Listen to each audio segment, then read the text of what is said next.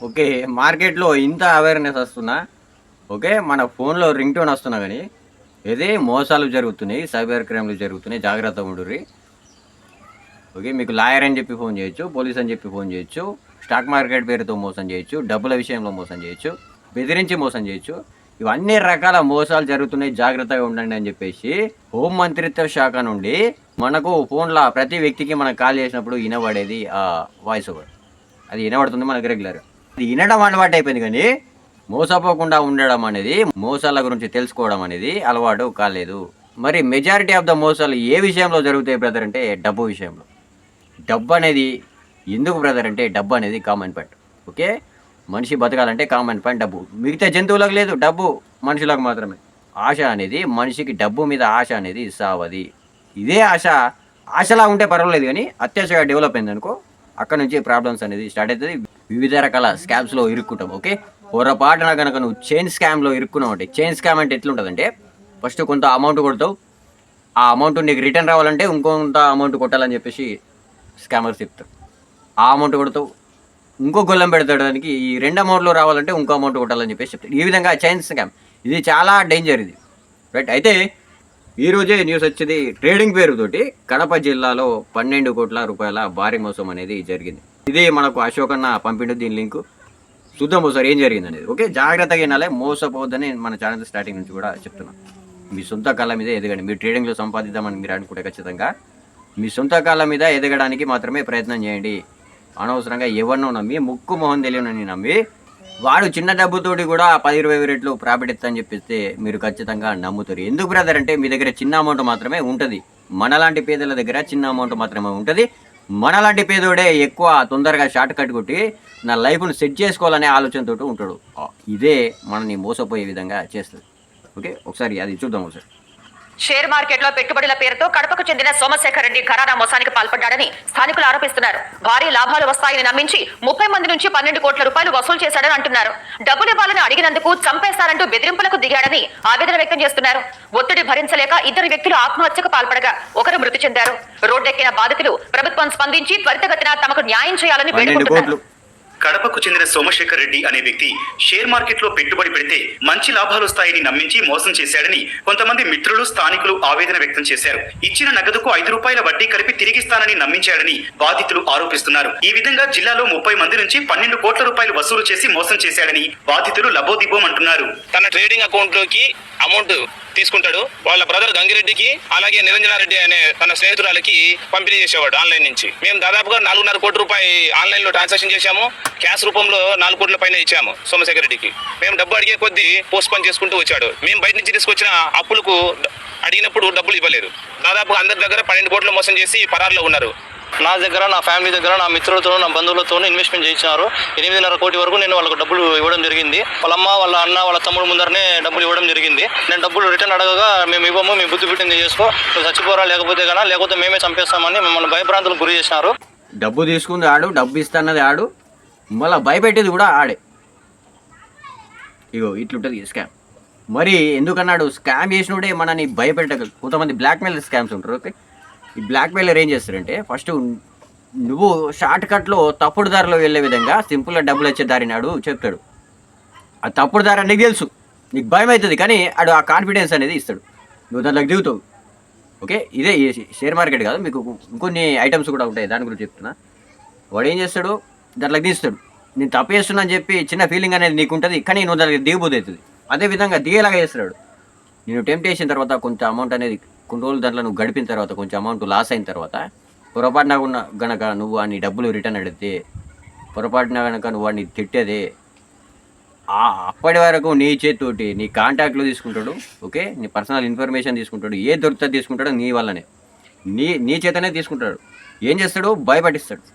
నువ్వు ఇట్లా ఈ విధంగా చేసినావని చెప్పేసి, ఇది తప్పుడు దారి, కానీ దీంట్లో ఇరికినామని చెప్పేసి పేపర్లో వేస్తా, న్యూస్లో వచ్చే విధంగా చేస్తా, వైరల్ చేస్తా సోషల్ మీడియాలో చెప్పగానే ఏమవుతుంది? సైలెంట్గా ఉంటారు మనోళ్ళు. ఇగో ఇట్లాంటి బ్లాక్మెయిలర్ చేస్తారు. మళ్ళీ సైలెంట్గా ఉంటే ఊకుంటాడు. ఇటు భయపడ్డాడని ఆయనకి తెలిసిందనుకో, మళ్ళీ డబ్బు పంపించమంటాడు. అట్లా బ్లాక్మెయిల్కి ఎదుగుతారు. ఇట్లాంటి ఇలా చూడుకుంటారు. దీన్ని ఇంకా మోసం చేసే వాళ్ళు ఇంకా పెద్ద పెద్ద రాజకీయ నాయకులు కూడా ఉండే అవకాశం ఉంటుంది. ఓకే.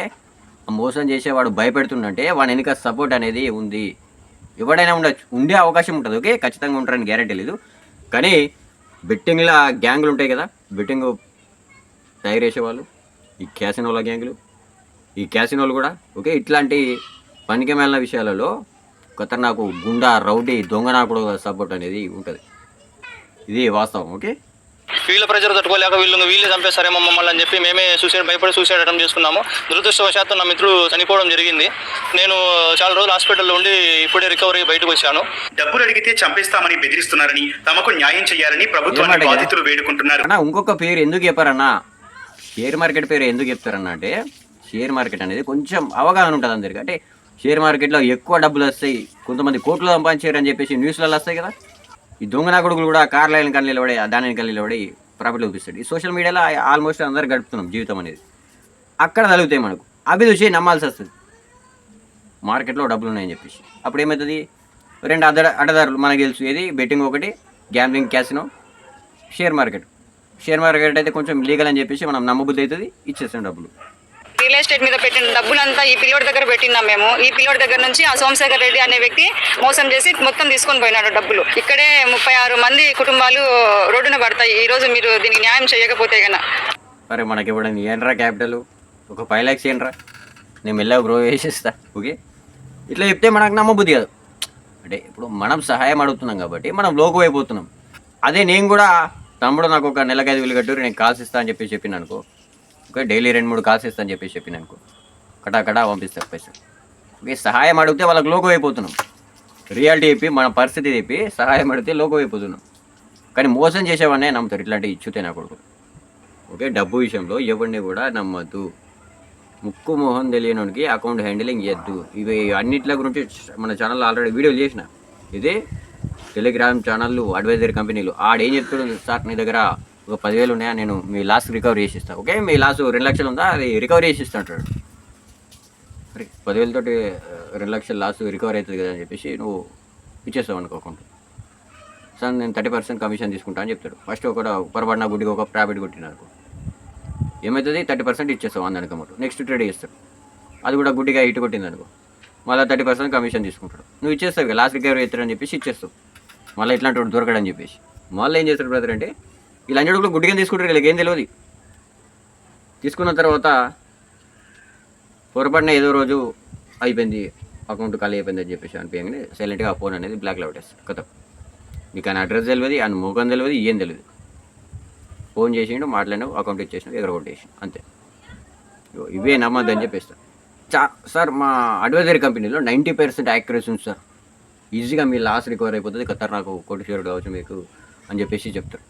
ఒక షూర్ షాట్ కాల్స్ ఇస్తాం, డైలీ ఒక 2-3 కాల్స్ ఇస్తామని చెప్పేసి బ్యాంక్ నిఫ్టీలో చెప్తారు. ఏమవుతుంది, తెలివైన వాడు అయితే ఏం చేస్తాడు, నీ జీతం ఎంతమ్మా, నువ్వు ఎన్ని రోజులే ఆ కంపెనీలో పనిచేస్తున్నావు అని చెప్పేసి గర్ల్స్ తోటే ఫోన్ చేపిస్తారు. ఓకే, జాగ్రత్త ఏనండి, గర్ల్స్ తోటి అమ్మాయిలతో ఫోన్ చేపిస్తారు. ఎందుకంటే అమ్మాయిలతో ఫోన్ చెప్తే సులువుగా అర్థం కదా మనం, అట్లా ఉంటుంది. ఓకే, తెలివైన వాడు ఏం చేస్తాడు, అమ్మాయి నీ జీతం ఎంత అని చెప్పేసి అడుగుతాడు. ఆమె 25,000 20,000 చెప్తుంది. మరి 90% యాక్యురసీ ఉంటే నువ్వు ఈ జీతం పైసలు 1 month సాలరీ పడగానే నువ్వే కాల్స్ తీసుకుని కోటీశ్వరాలు కావచ్చు కదా, ఎన్ని రోజులు పని చేస్తావు ఆ కంపెనీలు అని చెప్పేసి అడుగుతాడు. మరి తెలివి తక్కువ నా కొడుకు ఏం చేస్తాడు, ఓకే మేడం అని చెప్పేసి వాళ్ళ సబ్స్క్రిప్షన్ అనేది తీసుకుని మోసపోతాడు.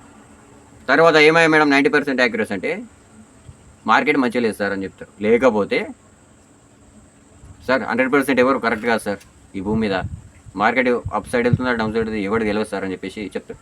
తర్వాత ఏమవుతుంది, నీకు విసుగొచ్చి మోసపోయిన అని చెప్పి అర్థమై ఏం చేయని స్థితిలోకి వెళ్ళిపోయి కుంగిపోతూ ఉంటావు. ఇది జరిగే పరిస్థితి. లేకపోతే ఇంకొంచెం అమౌంట్ తీసుకొచ్చి మళ్ళీ వేసుకొని మళ్ళీ ప్రయత్నాలు చేస్తూ ఉంటావు, ఇంకొకరి కోసం వెతుకుతూ ఉంటావు. ఇదే జరిగేది, పక్కని నమ్మితే జరిగేది. అందుకనే మన ఛానల్ స్టార్టింగ్ నుంచి చెప్తున్నా, మీకు సొంతగా ఎదగడానికి కావాల్సిన విషయాలన్నీ మన ఛానల్ ఆల్రెడీ చెప్పిన, దాని మీద వర్కౌట్ చేయడానికి ప్రయత్నం చేయండి, ప్రాక్టీస్ చేయడానికి ప్రయత్నం చేయండి. దారి అనేది మీకే దొరుకుతుంది. లేదు బ్రదర్ నాతో అయితే లేదు, ట్రేడింగ్ నాకు ఒక్కొంతోటి నాకేం చేయని అర్థమైతే లేదంటే బయటకు వెళ్ళిపోవాల్సింది, ఇంకేం లేదు. ఇక దాంట్లోనే ఉన్నామంటే ఇల్లు పొలం అన్నీ అమ్మేసుకోవాల్సిన పరిస్థితి వస్తుంది. అయితే నేర్చుకో, అయితే బయటకు వెళ్ళిపో, అంతే, ఇంకో దారి అనేది లేదు. ఇదే విషయం.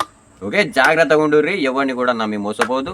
మనిషి మెదడులో పుట్టే ఈ అత్యాశ అనేది మనని మోసపోయే విధంగా చేస్తుంది. ఓకే, ఈ అత్యాశని ఎప్పుడు కూడా డెవలప్ కానియద్దు.